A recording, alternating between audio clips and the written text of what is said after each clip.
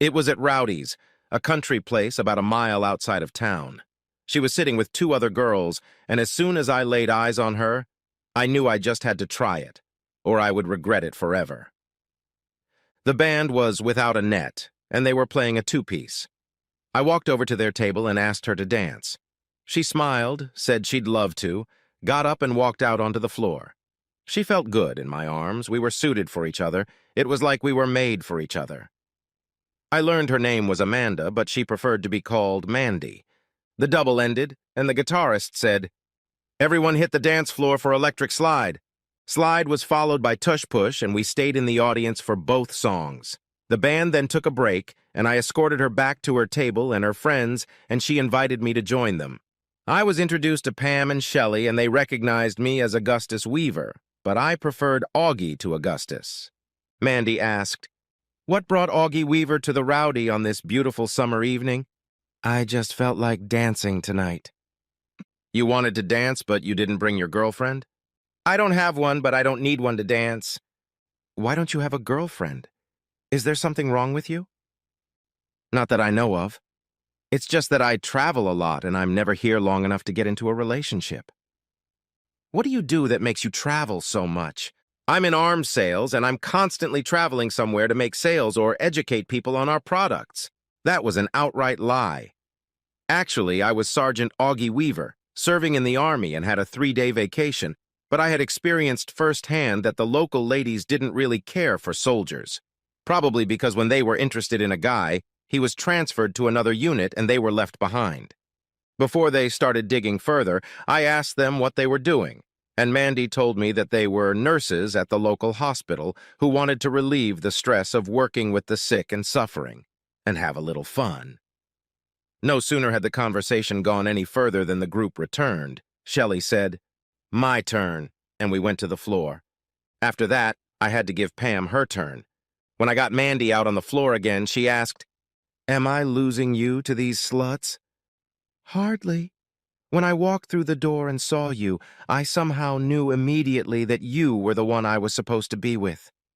When I approached the table to ask you to dance, I was scared to death you'd say no." "Your fears were unfounded. As soon as I saw you, I had the same feelings. Let me get my purse, and let's get out of here." Once outside, she said, "There's a motel across the street. It's not easy for me at all, but I feel like I should lock you in there right now." I felt the same way, so I took her hand, walked across the street, and got a room.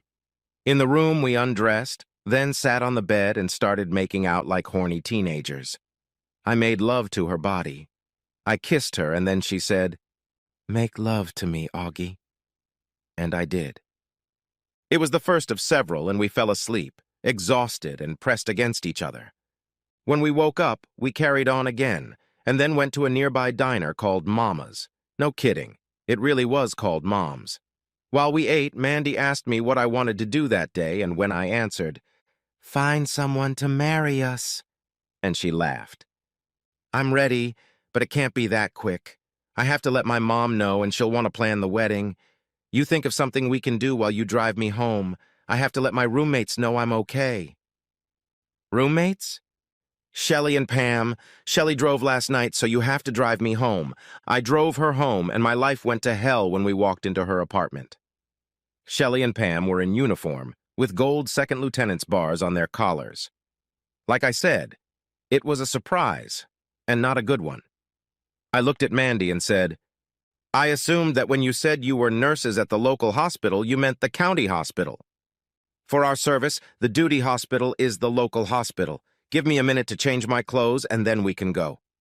She left the room, and as soon as she left, I turned to Shelley and Pam and told them, "Tell her I'm sorry, and that I will never forget her." I turned and walked away. Why? Because Mandy was an officer and I was a soldier, and the Army would never allow us to have a relationship. It hurt, really hurt, but not as much as it would have hurt if we'd gotten in deeper before we found out. It killed me to want to leave. She was the only one. I knew it as soon as I saw her. But there was no hope for us. If I had served a short time and was close to being discharged, we would have made it. But I had only served a year after my second enlistment, and I had almost 5 more to go. I had a 3-day leave and didn't have to come back until the next day, but I had lost interest in anything, so I came back early, which surprised a lot of people because no one had ever done that. For the next 2 months, I cried silently every night thinking about Mandy and what could have been. Then something happened that I hoped would never happen. At the firing range, a private was being stupid with his weapon. For some reason, he turned away from the target and his rifle was pointed in my direction. When one of the other sergeants saw this, slapped him on the shoulder and told him to keep his weapon pointed down. The slap startled the guy, and he reflexively pulled the trigger. The bullet went through the fleshy part, my left calf. It didn't hit bone, but it bled like a bucket. I was rushed to the hospital, and the first person who came to see me was Shelley. She gave me a nasty look and said, I should let you bleed to death for what you did to Mandy, but asshole or not, it's my duty to help. I just looked at her. What's the matter, asshole? Nothing to say? No, ma'am. Nothing to say, ma'am. Well, I'm not going to tell her you're here because I don't want her to be blamed for what she might do to you. But you better pray that somehow she didn't find out. But of course she did find out, and it wasn't as bad as Shelley thought it would be.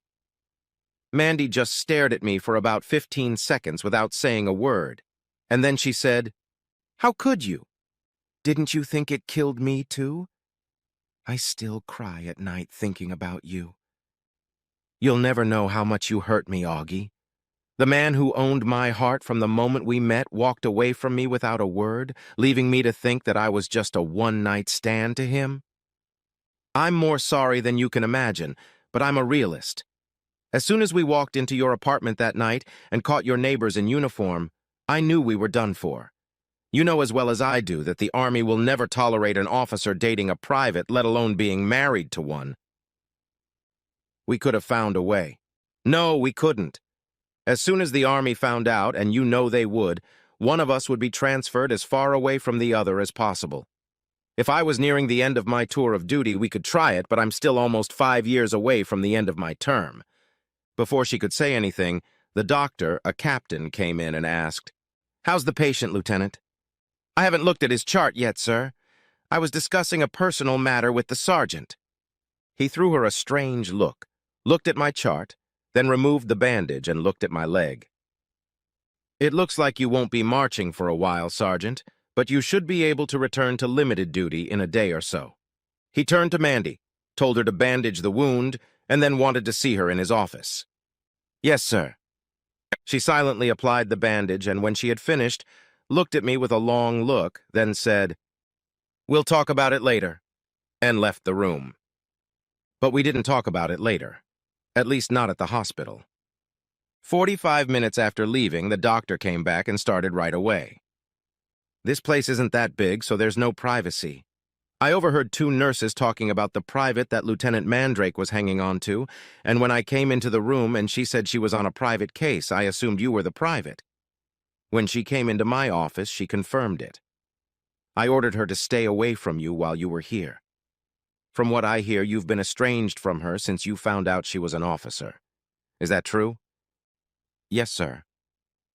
"It's been my experience that in matters of the heart, what's right and what's wrong is often ignored or overlooked. Lieutenant Mandrake is one of my finest, and I can't afford to lose her. I'll talk to your commanding officer about it, so don't be surprised if you are suddenly transferred somewhere far away from here."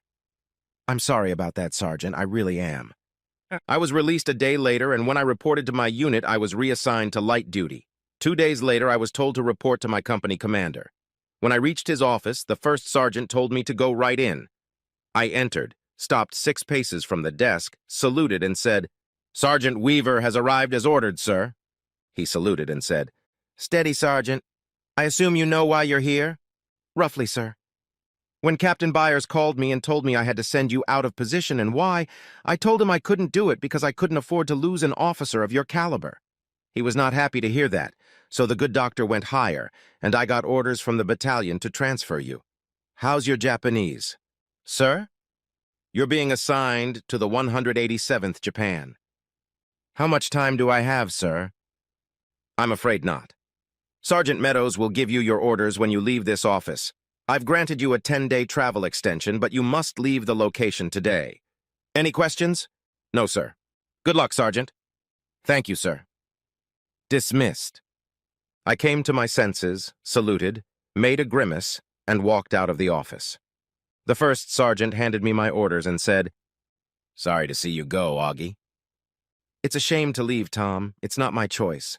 I was only kicked out of here because I met the woman who was meant for me. I left the location by 6 o'clock and I was pissed. What the hell right did the Army have to punish me for falling in love?" And I didn't kid myself that it wasn't a punishment. When I arrived at my next unit, I had no doubt that my new commanding officer would be thinking, "What kind of freak is this Weaver getting kicked out of his unit and sent to me? I'll have to be on my guard." By the time I got my car back from where I had to park it, I decided to say, "Screw you, Army." I called the number I had for Mandy, and Pam answered. "It's Augie, Pam. Is Mandy busy?" "In a couple seconds." "Augie?" "Yeah, babe. I just got my transfer orders to Japan. Dr. Byers wants me as far away from you as possible. My orders give me a 10-day travel delay, and I'd like to spend that time with you if possible." "Are you sure? I don't want to cause you any trouble." "Right. I'll take all the trouble they want to give me if I can spend time with you." "Rowdy's in half an hour?" "I'll see you there." I drove to the Bit of E motel because they had weekly rates, got a room, and then put on my civilian clothes. I was waiting for Mandy when she arrived at the Rowdy, and she threw herself into my arms. We had a drink, and then drove to the motel. We made love and talked and talked and made love and made love and made love and talked for 8 days, and then I got on a bus headed for Fort Lewis, Washington. On the bus, I thought about our conversations. We were both realists. She couldn't resign her commission for another 2 years, and I could only get out of my term of service, which was just under 5 years away, by doing something that would result in a discharge to the reserve on less honorable terms, and I wouldn't do that. In the end, we decided that we would endure and get together at every opportunity. As an enlisted soldier, the Army didn't care what I wanted. But as an officer, Mandy could request assignments and sometimes even get them. We decided that as soon as I knew where I would be serving, I would let her know and she would try to get an assignment, somewhere close to me. We had a tough road ahead of us and we knew it, but under the circumstances, it was all we had. When I arrived at Fort Lewis, I was told that it would be 17 days before the next ship sailed for Japan. Since I was temporary rather than permanent personnel, I managed to get a pass almost every night, and I informed Mandy of this. She arranged to take a vacation and spent 10 of those 17 days with me. 2 days after she left, I found myself on the USNS Marine Lynx, which was bound for Japan. The ship docked in Sasebo, and from there I was transported to the U.S. Army Base Camp Chickamauga in Beppo, Japan, where I was assigned to the 187th Airborne Infantry Regiment, part of the U.S. Occupation Force. After settling in, I wrote Mandy, told her where I was, and, fingers crossed, prayed that she would secure a transfer to the U.S. Army Hospital in Tokyo. My fears about the consequences of punishment proved unfounded. I was received as any other soldier being transferred to another duty station would have been. A week later, I got a letter from Mandy. She had had no luck with her transfer to Japan. On June 25, 1950, North Korea invaded South Korea and Harry Truman decided to intervene. The Army landed in Busan and began to move north. The 187th Regiment, which was part of the 187th Airborne Regimental Combat Team, was put on alert, and we were waiting to be sent to Korea. Then God decided he needed to mess with us one more time. I received a letter from Mandy telling me that she had finally secured a transfer to the 8167th Army Hospital in Tokyo, and we would soon be together again. The next day, we were transferred to Kimpo Airfield in Korea. A month later, we made a successful parachute landing near the cities of Sukchon and Suncheon to try to capture members of the North Korean government who had fled Pyongyang and to free American POWs who were being moved to the Manchurian border. None of these objectives were accomplished, but it ended with battles at Suwon, Wonju, and Inye. We were then withdrawn from the front line and sent to the rear for resupply and rearmament. I received a letter from Mandy informing me that she was in Japan, and I considered seeing if I could get injured badly enough in the next battle to be sent to a hospital in Japan. But fortunately, I pulled my head out of my ass before doing such a foolish thing. On Good Friday, March 23rd, the 437th Transportation Wing, flying C-119S, dropped us off at Munsan. We were dropped off to establish blocking positions to cut off the Chinese and North Koreans who were retreating after fighting for the Pusan perimeter. We occupied the terrain necessary to establish blocking positions and immediately engaged in combat. As the enemy retreated toward Uijeongbu, they attacked us fanatically, supported by accurate artillery fire. One such attack was so fierce that we were forced to retreat and establish another defensive position. I noticed that Privates Brown and Smith were not with us. I looked over and saw them on the ground, obviously wounded, about 50 yards from our position. I yelled to the guys to cover me with fire and ran toward them. Smith was evidently the worst off, so I picked him up on my shoulder, carried him to our position, and then went back for Brown. I picked him up, and just as I got back to our position, something knocked my legs out from under me, and everything went black. When I came to, I was in an ambulance with 3 wounded men and was on my way to what I later learned was the 8067th MASH, Mobile Army Surgical Hospital. There, I was stripped and injected with something that knocked me out. I later learned that I had been unconscious for a little over 5 hours. When I came out of that state from the pain, I looked over and saw a nurse standing with her back to me and wheezed, "Water." She turned around and I thought I was either dead and in heaven or still asleep and dreaming because the nurse was Mandy. She rushed over to me and hugged and kissed me and then handed me a glass of water with a straw. I noticed she had a serious look on her face, not a happy one, and I wheezed, "What's wrong?" "Nothing good, Augie. We had to amputate your left leg." I pulled myself up and looked down, but I couldn't see anything because my lower half was covered by the sheet. When I lifted my head, I saw that I was in a large tent full of beds with wounded men lying on them and doctors and nurses walking around tending to them. It surprised me that Mandy hugged and kissed me in front of them. I fell back onto the bunk as a wave of pain came over me. Mandy knew the expression that appeared on my face. She hurried away and came back with a hypodermic syringe and gave me an injection, and I passed out. When I regained consciousness, I asked for water again, and the orderly who gave it to me shouted, "He's awake, ma'am?" Mandy came over and asked me how I was feeling. "Pain in my left leg and my left foot itches like crazy." "You don't have a left foot, Augie. I already told you that. What you're feeling is called phantom limb pain. It's going to take you a while to get over it. The bad news, at least for me, is that you are being evacuated to a hospital in Japan." She saw the question on my face and said, "It's bad news because I'm finally with you and they're going to take you away from me. It's just not fair. Look on the bright side. The love of my life. The Army doesn't need an infantryman with one leg, so I'm going to get a medical exemption. Soon I'll be a civilian and nothing will keep us apart. Unless, of course, you can be happy with a man with only one leg." She grabbed me, hugged me, kissed me, and cried on my shoulder. When she pulled away, she said, "These are tears of happiness, you big fool. I hope you realize that what you just said was a suggestion, and my answer is yes. Hell yes. It didn't happen right away. I was flown to Japan and from there to Walter Reed. I was fitted with an artificial foot and underwent physical therapy and was discharged. I returned home to Detroit, got a job at the Ford Rouge plant, and waited for Mandy to join me. She had finished her tour of duty in Korea and retired. I was waiting for her when she came down the moving ramp from a Douglas DC-3 airplane. She rushed to me and hugged me as if her life depended on it. Cradling me against her, she sobbed on my shoulder as she whispered, "I never thought this could happen. I never believed it would happen. Thank you, Lord. Thank you, thank you, thank you, thank you, thank you." Did we get married and live happily ever after? Oh, of course we did.